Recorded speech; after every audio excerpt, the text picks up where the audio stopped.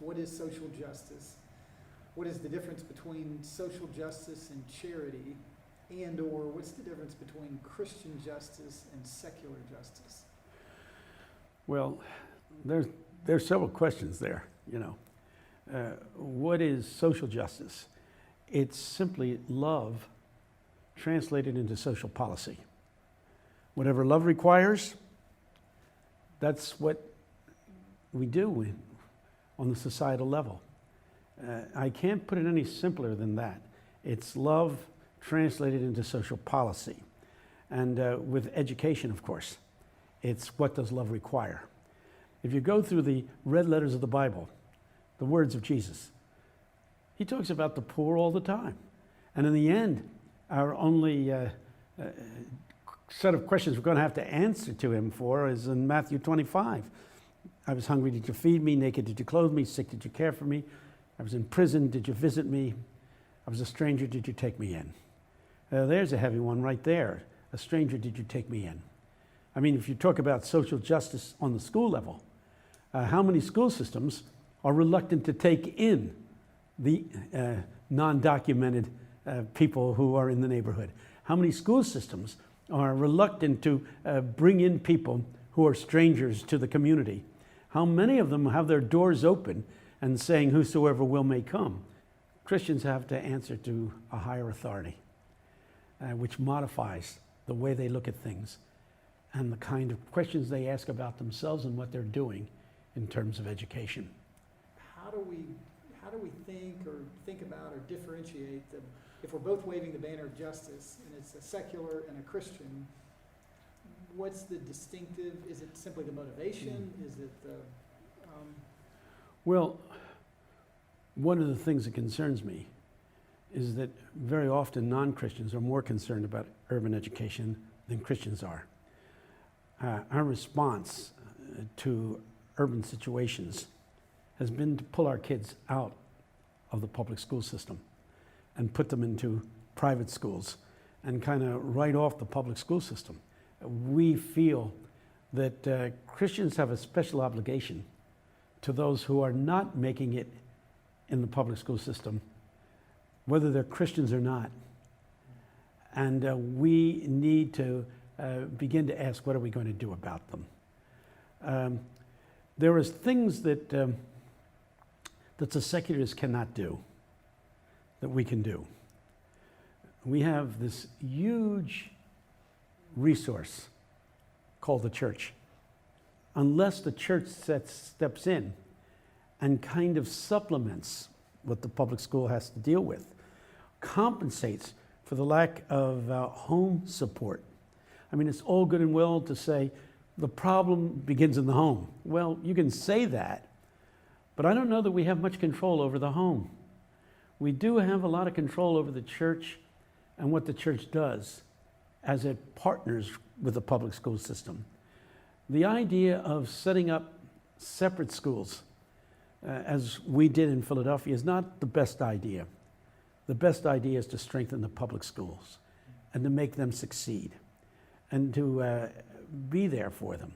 Another thing that can be done by the church, and we do this at Mount Carmel Baptist, we work with the local principal and say we have 10 or 15 people who are available to come in and sit in whatever class you want them to sit in as a teacher's aide for the day. You know, if there's a discipline problem, if a kid's misbehaving, to get the kid up and take him out and sit him down and talk to him and help him out. But to have an aide for these inner city teachers is really important.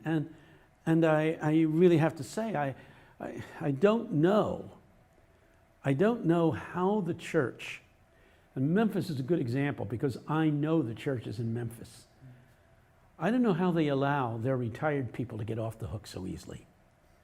I mean, these people retire and they act like, I've paid my debt to society, I'm going to play golf the rest of my life. A game where you chase little white balls because you're too old to chase anything else. I mean, it's a disgrace. Go to Hong Kong. Go to Singapore. Watch how Chinese families operate. The grandparents are highly involved in the education of children. We don't have that here in this country.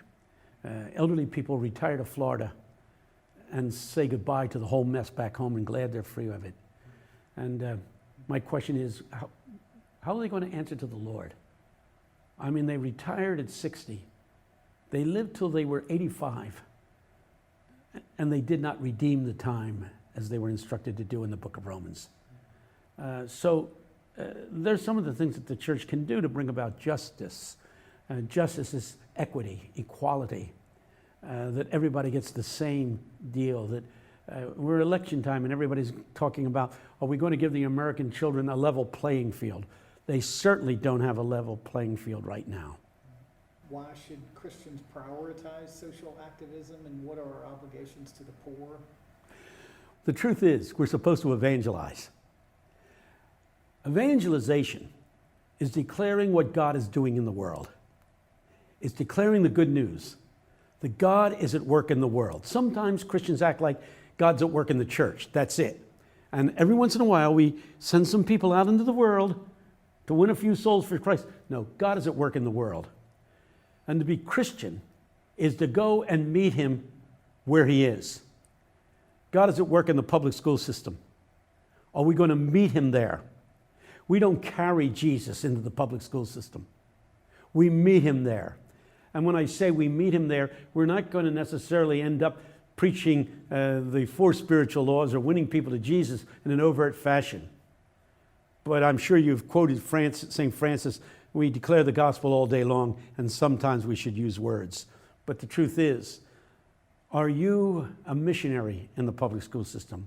Are you sent there by God to declare the good news? What connections do you see between how a lack of or poor education correlates to poverty? Well, if you don't graduate from high school, your chances of getting a good job are almost nil. And in today's society, you at least have to go through junior college, community college, to get some skills. The job market is a very strange market these days. My father came to America from Italy. He could hardly speak English. Even to the day he died, he was very poor in speaking English. He did the best he could. But he went to work in RCA and he made a good living and he supported his family. There were high-paying jobs for low-skilled workers 50 years ago. There are no longer high-paying jobs for low-skilled workers. You can graduate and get a good job. You can drop out of school. You're going to end up working at minimum wage with not enough benefits to be able to support yourself and anybody else. The reality is that that is a major factor. Just as important, however, is the collapse of the family. If you're looking for the most single cause of poverty in America, it's single-parent homes. The minute that the man leaves the house, the wife immediately falls below the poverty level and the kids are raised below poverty level. So everything gets tied up together, doesn't it? Why do you think education inequality exists in the United States, and what historical factors have led to this situation? The reason why inequality exists in the United States is because, dress it up any way you want, this country, in which 73% say they're Christian, are basically a selfish people. We care about our kids. My son, my daughter, that's what's important to me. We're worried about what happens to our children. When we start caring about other children that are outside of our immediate family, everything will change. But what we have in America is selfishness. I am concerned about getting my kids the best education that's viable and operative. But what about the others? Dietrich Bonhoeffer, oh, he's the great saint these days. Everybody, oh, if we could just be like Dietrich Bonhoeffer. Dietrich Bonhoeffer referred to himself as the man for the others. What a great line to define himself. Who are you? Who are you? We know how John the Baptist answered. Who are you? Dietrich Bonhoeffer answered, I am the man for the others. These kids are all taken care of over here. This suburban school system's doing great. But I'm going to be the man for the others. I'm going to worry about urban education. I live in Radnor Township. And when the Christians in Radnor Township, which run a magnificent public school system, when the parents in Radnor Township who are Christians are as concerned about what's going on in Philadelphia as they are about what's going on in Radnor Township, when they stop being so selfish, then in fact, things will change. How do you encourage the Christian teacher who's working very difficult and whose backs are against the wall in this environment to keep going? Jesus never promised anything else except persecution if you're going to go where he wants you to go and do what he wants you to do. Please understand that what we've done is we've given them the idea of a prosperity theology. If you walk with Jesus, if you love the Lord, we love to quote Romans 8:28. Just wait and see. Everything will work together for good. Well, it won't work together for good. You're going to get spit on. You're going to get cursed at times. Rejoice and be exceeding glad. You're saying, Jesus, I'm just walking in your footsteps. This is nothing compared to what they did to you. But I'm going to be here. And like you were a sheep that was led to the shearers without opening his mouth, I'm not going to complain. I'm going to love them back. I'm going to love them back. I grew up in West Philadelphia, and there were two groups of people around me. Nobody liked me. Half of the people in West Philadelphia High were Jewish, the other half were black. And they were both incredible groups of people. But we used to joke to the Jewish kids. We'd always say, two Jewish mothers meet on the street. One says to the other, "What lovely children, how old are they?" The other mother says, "The doctor is 4, the lawyer is 3. That all the way growing up, these kids are made to believe that they are the brightest, they are the best, that they can achieve, that nobody's as smart as they are. And they tend to measure up to the definitions of self that are provided for them. That's the great sociological trick, isn't it? If you take a course in sociology, they teach you about the concept of Cooley's looking glass self. The person's self-image is determined by what he or she thinks the most important person in his or her life thinks of him or thinks of her. Up until about 7 years old, your parents are the most important people in your life.